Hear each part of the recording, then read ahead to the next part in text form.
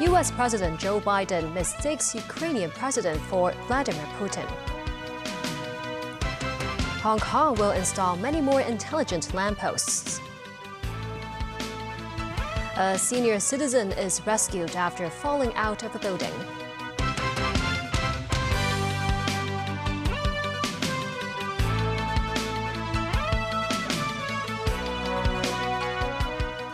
Good evening, and thank you for joining us. Under pressure following his difficult performance in his debate with Donald Trump, Joe Biden made more mistakes as he tries to allay the fears of Democrats and other allies. At the NATO summit, the U.S. president mistakenly introduced Ukrainian President Volodymyr Zelensky as Russian President Putin. He also called Vice President Kamala Harris Vice President Trump. David Garrett reports.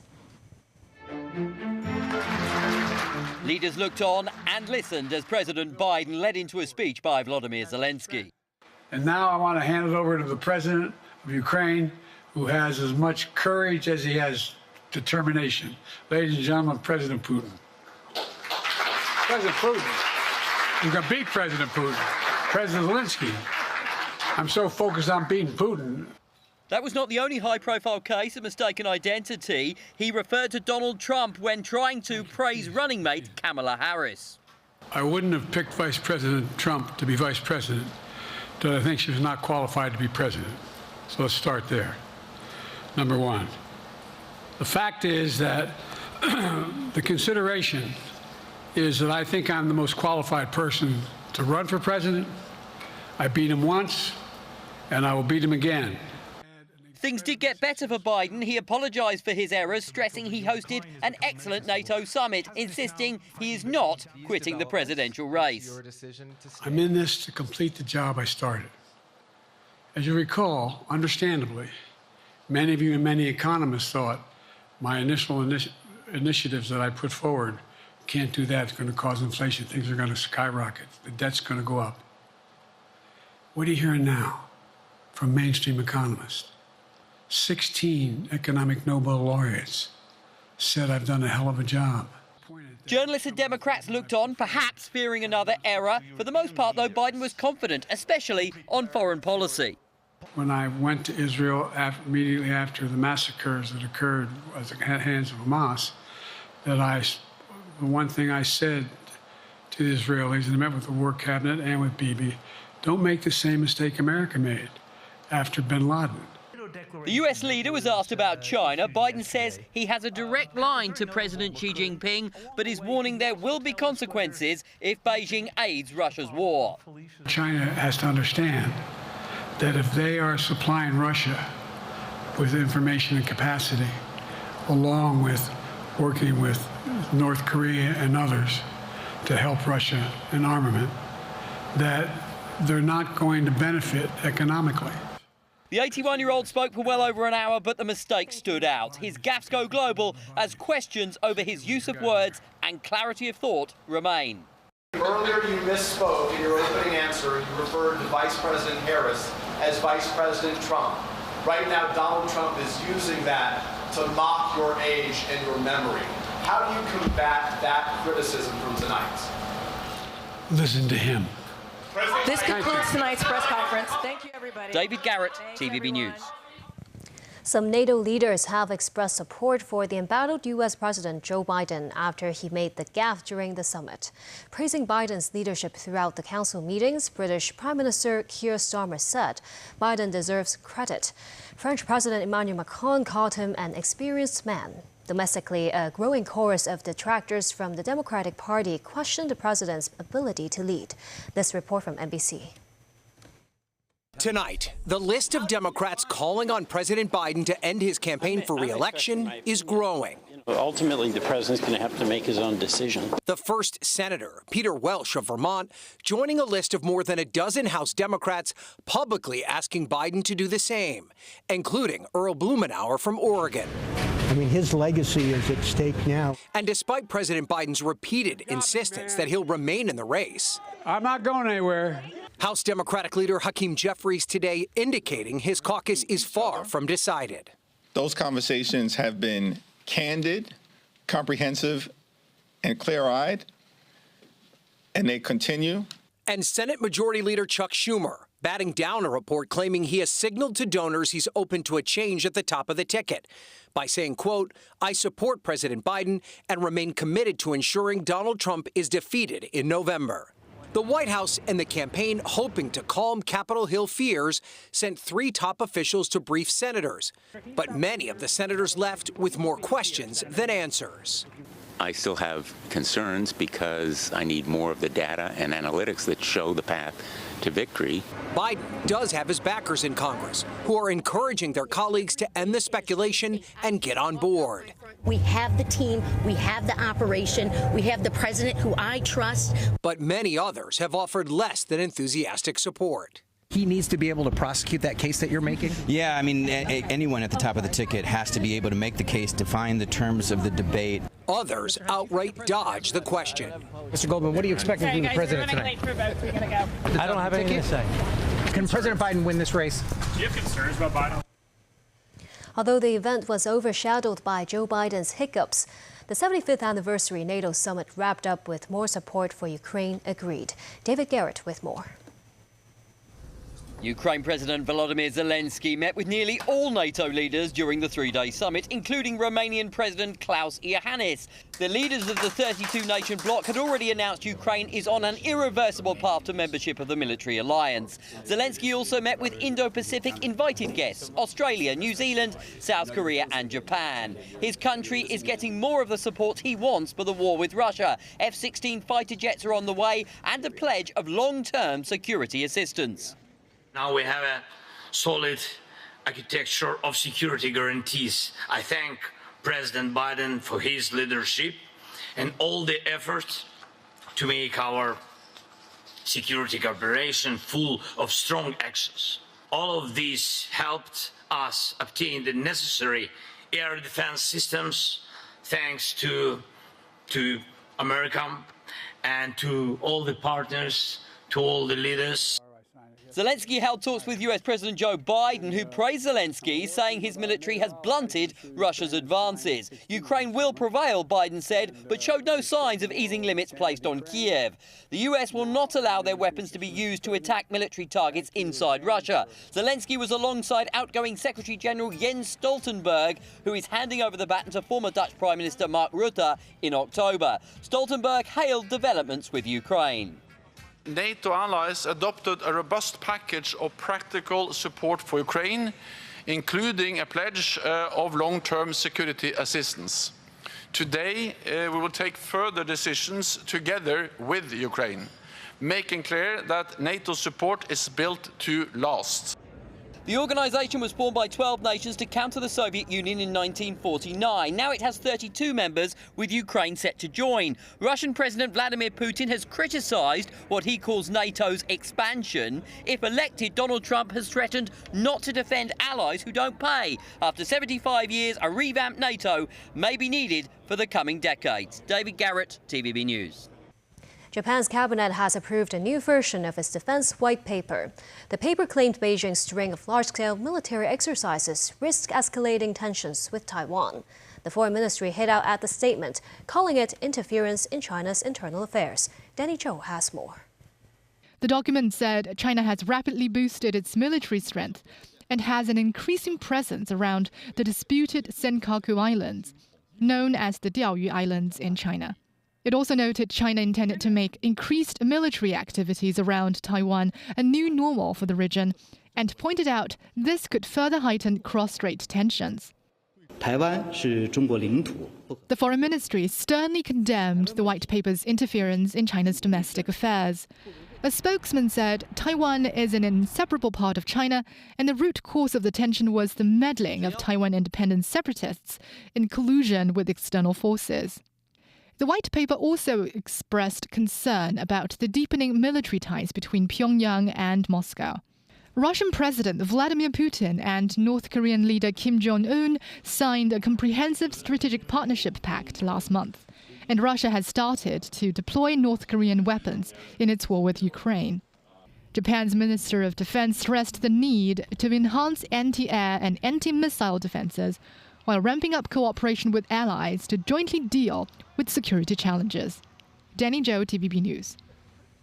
As part of Hong Kong's Smart City initiative, smart lampposts are set to replace traditional light poles in the city. There are more than 400 multifunctional smart lampposts citywide. Most are installed in Tsim Sha Tsui, Wan Chai, Central, and Kwun Tong. Their main function is to collect real-time data, including traffic and weather-related information, as well as monitoring the illegal disposal of waste. Each lamppost costs around $140,000. The government's pilot scheme to install smart lampposts in areas with busier pedestrian and car traffic began in 2019 and completed at the end of last year. The government said in future, only smart lampposts will be installed in Hong Kong's new development areas. For example, in Tung Chung, we have approximately 500 lampposts that are going to be replaced by smart lampposts. Departments can install some detectors or devices to collect data about the city. But the government says such interdepartmental data sharing efforts might be hampered, as the rollout and replacement of smart lampposts might be more complicated in older neighborhoods. We do want to expedite the progress, but it would depend on the circumstances of replacement. When the government first proposed to install smart lampposts equipped with high-definition cameras, the idea prompted concerns over privacy. Some smart lampposts were vandalized. The government then replaced the cameras and Bluetooth detectors with LiDAR, or light detection and ranging, and thermal energy detectors. So the smart lampposts won't capture human faces or license plates. A 77-year-old man was rescued after falling out of a building while hanging up clothes to dry. He was caught by an outdoor drying rack and was hanging midair. The incident occurred at Choi Ping Public Housing Estate in Kwun Tong. Photos provided by viewers showed the man hanging upside down from a hanging rack outside a unit. One of his feet was grabbed by someone while his other foot hung in the air. The neighbor who's assisted in the rescue said he heard cries for help coming from a unit on the 7th floor. He suspected the man had fallen by accident while hanging up clothes. Police and the fire service arrived and rescued the man. He was conscious when sent to hospital. And still ahead, projections for future shortage in healthcare manpower. Doraemon exhibitions are coming to town. And fatal accidents in Nepal after landslides.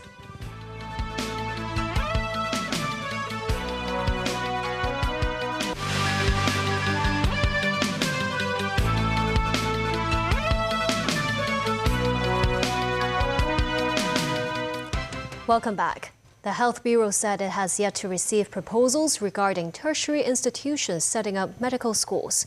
This as health authorities expect around 250 non-locally trained doctors will arrive in the city by the end of the year. Timothy Lee tells us more.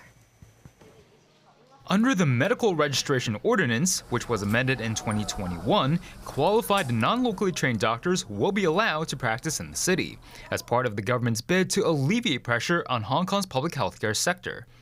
In a media interview, Secretary for Health Lo Chung-mao said more than 140 such doctors have already made their way to Hong Kong to work in the hospital authority. Lo predicted over 250 non-locally trained doctors will arrive by the end of the year. According to the hospital authority's latest manpower projections, the city will be short of 1,570 doctors in 2030, and Hong Kong will be short of 1,200 doctors in 2040. While the manpower shortage situation in outpatient nurses is expected to worsen to more than 6,000 in the next decade or so. Dental staff shortage will be between 120 and 180 within 10 years. Meanwhile, some lawmakers raised concerns about whether the city's tertiary institutions could increase medical training or offer new medical programs to address manpower issues at a legislative council meeting. We've heard reports about there could be a new medical school. A year ago, the Bureau has discussed with interested universities. So far, Health Bureau has not received any concrete proposals from any university. Timothy Lee, TVB News. The government projects Hong Kong's population will reach 8.19 million by mid-2046, 660,000 more than the end of last year. Helen Chen reports. Last year, the Hong Kong population was at 7.5 million. The Census and Statistics Department projected the future population will continue to rise and reach 8.19 million by mid-year 2046. An aging population will continue. 36% of the population are estimated to be over the age of 65 by 2046. The labor participation rate will only be 51%. At a meeting by the panel on manpower at the Legislative Council, some lawmakers were concerned with whether current talent and labor importation schemes will continue. Lawmaker Lam Chung-sing asked if the top talent pass scheme has been taken into consideration in relation to the Hong Kong population.